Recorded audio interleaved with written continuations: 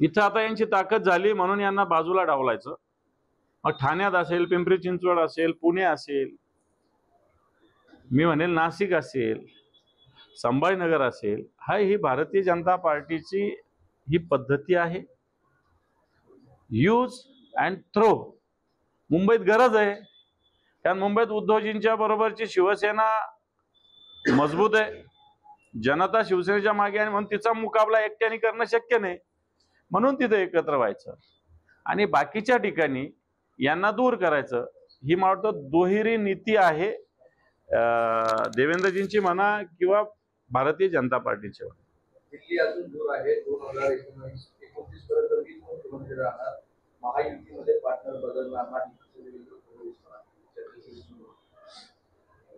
हे पहा, 29 कोणी बघितला, अजून 25च चालू आहे। 4 वर्षात दुनिया इकडची इकडे होऊ शकते। त्याच्यामुळं त्यांची मनोकामना इच्छा जरी असली तरी इच्छा काय त्यांच्या हातात अवलंबून नसते, आणि भारतीय जनता पार्टी तर मुळीच नसते। काल परवा तुम्ही बघितलं असेल, गुजरातमध्ये एकाच दिवसात सगळेच्या सगळे राजीनामे घेऊन टाकले। त्यांची जरी देवेंद्रजीची इच्छा असली तरी काही होऊ शकतं राजकारणात। आज काय क्षणात काहीतरी होऊ शकतं, म्हणून असं भविष्य किंवा भवितव्य स्वतःविषयी सुद्धा करणं मला असं वाटतं चुकीचं ठरेल।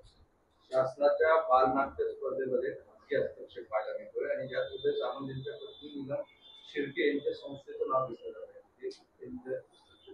हे पहा, शासन तिथेच नाही तर प्रत्येक ठिकाणी अशा संस्था मंत्र्यांच्या असेल, भारतीय जनता पार्टीशी संबंधित असेल, याच्या सगळ्या गोष्टी करतायत।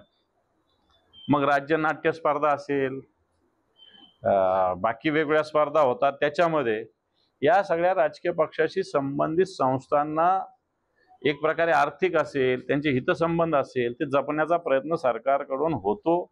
आधीच्या काळात असं होत नव्हतं। सरकारी अधिकारीच अशा पद्धतीनं अरेंज करायचे, आयोजन करायचे आणि चांगल्या पद्धतीनं व्हायचं। परंतु आता या सगळ्या अधिकाऱ्यांना बाजूला सोडून अशा संस्थांना अशा पद्धतीनं कामकाज करण्याचं हे सरकार देतं।